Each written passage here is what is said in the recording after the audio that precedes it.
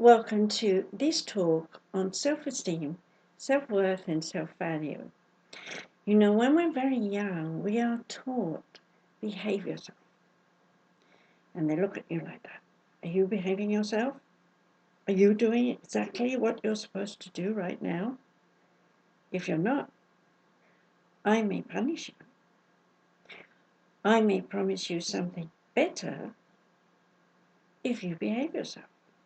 Now be a good child, do exactly what you're told, and maybe you'll get a surprise. Maybe you'll get a present.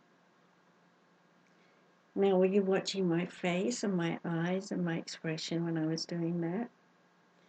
Well, as a child you were. As a child you're taught, pay attention to what you see going on around you. Everything that you look at has a little lesson going on, and your little brain is trying to understand what that lesson is. And then, of course, we add noises. Some of them are surprising, some of them are frightening, some of them are soothing, wonderful to hear, and some of them are just plain disturbing. But whatever they are, in some way you've heard it, and in some way you've applied what you felt while you were listening to it. Add to that the faces like, did you behave yourself? Did you do everything the right way at the right time? I'm angry with you, versus, oh, you're such a good little boy or girl. Hey, I really love you today. What are you doing when you're watching faces of adults? What are you doing when you're listening to all those noises, listening to the sounds that they make? Are you understanding? Maybe you're in a guessing game. Maybe you think that the words you heard mean one thing, while the person speaking those words actually means something else. Here's my example. When my children were young, I can't yell. I got a high voice. So I would go outside and I would go, Steve, children, woo! And I'd shout it a little bit more because I have a singing voice. And my children would come running gleefully because they knew that I was calling them for lunch or something with that kind of song. But my husband, he would arrive and say, what's the panic? What's happening? What's wrong? Because in his mind, the high voice meant danger. You might stop and think about your family. How do they all talk? Do they argue, raise their voices, or slam doors, make noises? Do they get angry faces? Do they frown and scowl? Whatever they do, you've learned to accept that face and to know that when they make that face, you need to either hide, run away, protect yourself, or stand your ground and say something and hope that when you say something, they get you and they understand. Unfortunately, most often, people start arguing. Did you know that women have a different point of view about life from men? Women will look at a situation and they will say, well, this part is not important. However, this part of the story is important. Let's see if we can fix that part. And then when we fix that part, then we'll look at the lesser important thing and we'll fix that. And when we fix both those things, then we'll look at what more we can do. And of course, they can flip in and out of their logic and their emotions like a bee, a fly, zoom, zoom, change direction in the blink of an eye. Meanwhile, the man is saying, let me think about that a little longer. Okay, I can think of 944 possibilities. Let me think which one is best. And if I do decide on which one is best, let me find the emotion that fits in with what's going on. Should I feel sad or maybe worried?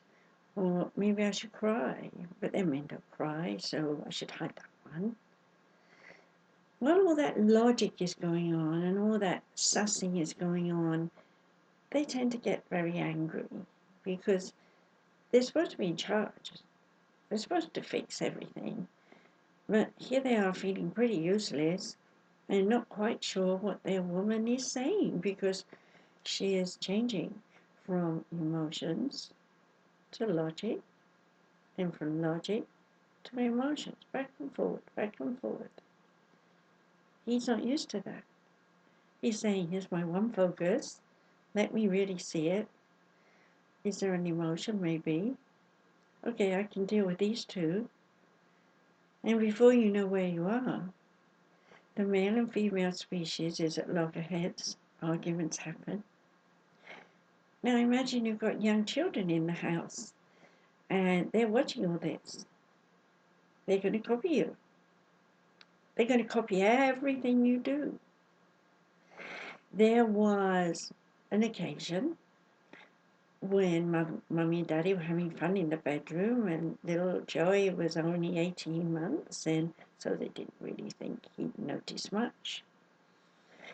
Till he climbed on Mummy and tried to do the same thing as Daddy, and then they started to think, oh dear, he's not so stupid after all.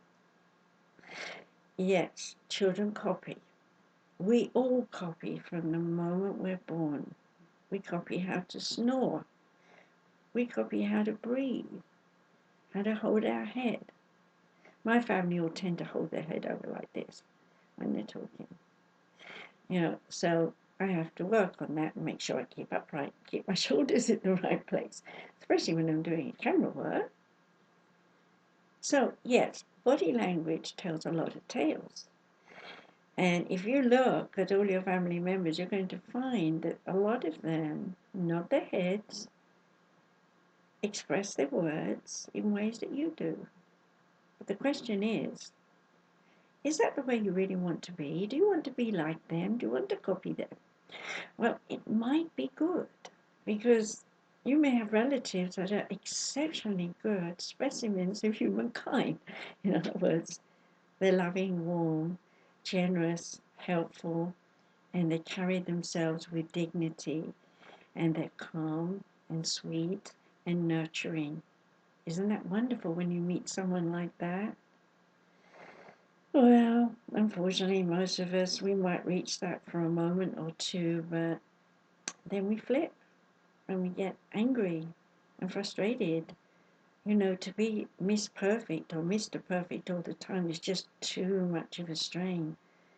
So then we start worrying about, how do other people see me? Are they judging me? Are they saying I'm useless, that I'm not the right person in their life?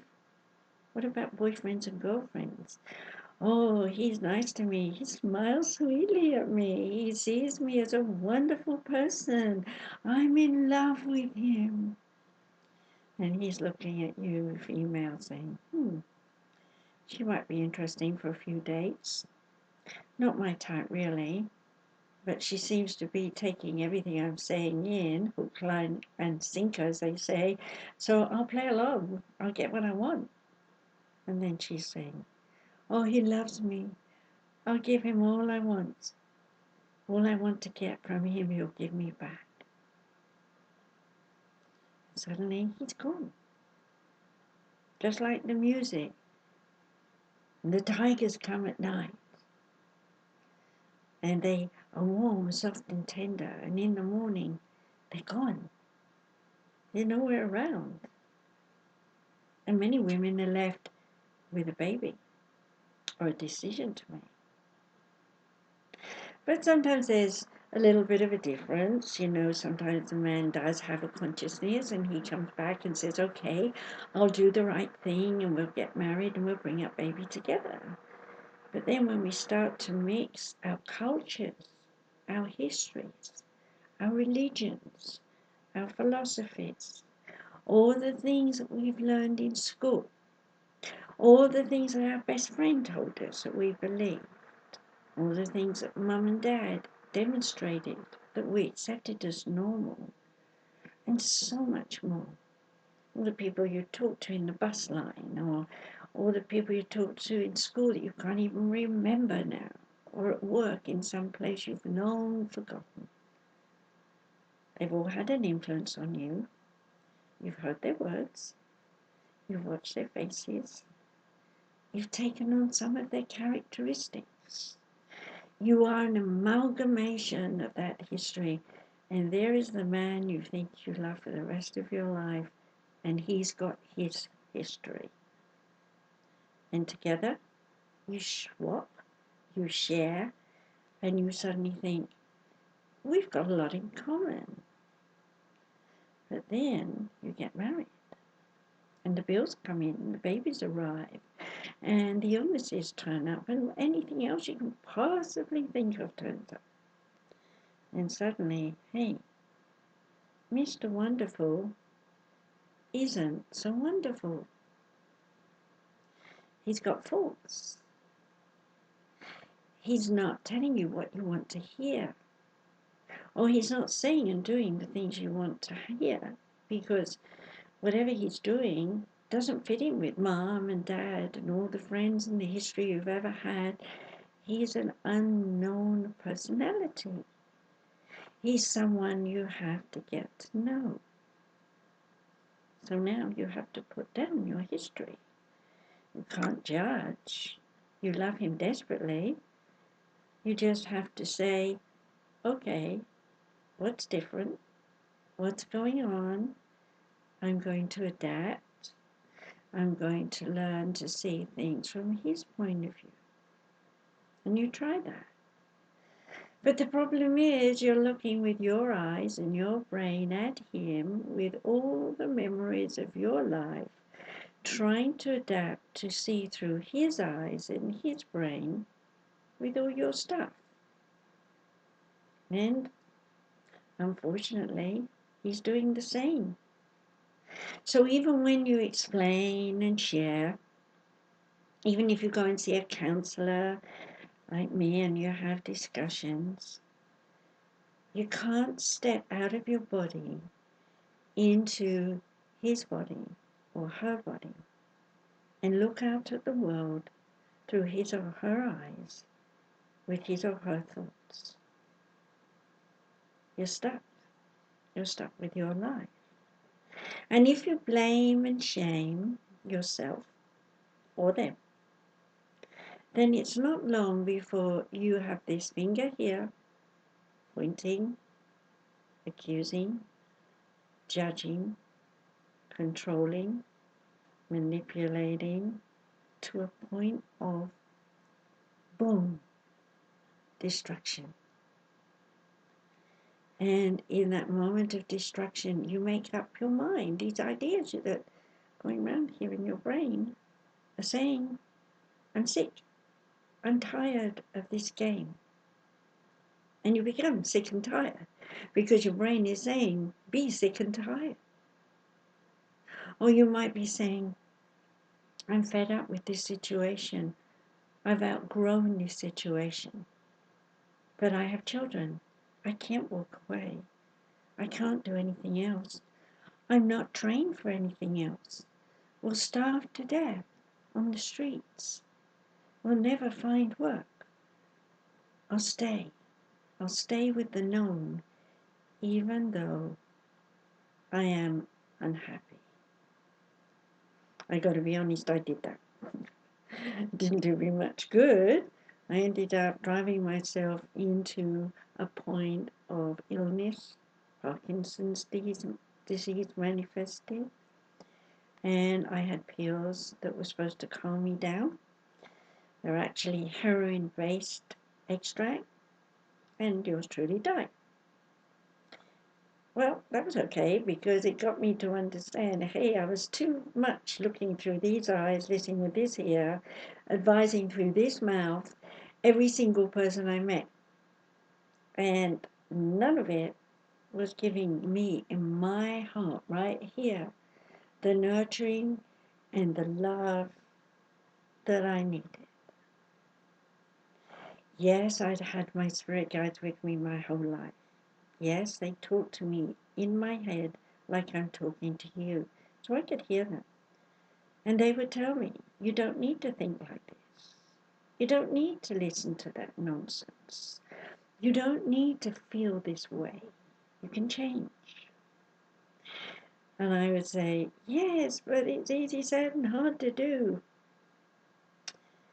Well, I began to learn not only to be a trance medium, but also to hypnotize myself. I began to realize that I could go back into my nature, back into my history, and that I could look at everything I believed, and I could ask myself, is this really my truth? Or is it my mother's truth, or my father's truth, or my grandfather, or grandmother, and so on? And I started to realize that all these truths that I talked about were all belonging to someone else. So what was my truth? Well, I began to listen again as an adult. I heard the same stories, but this time I heard it differently.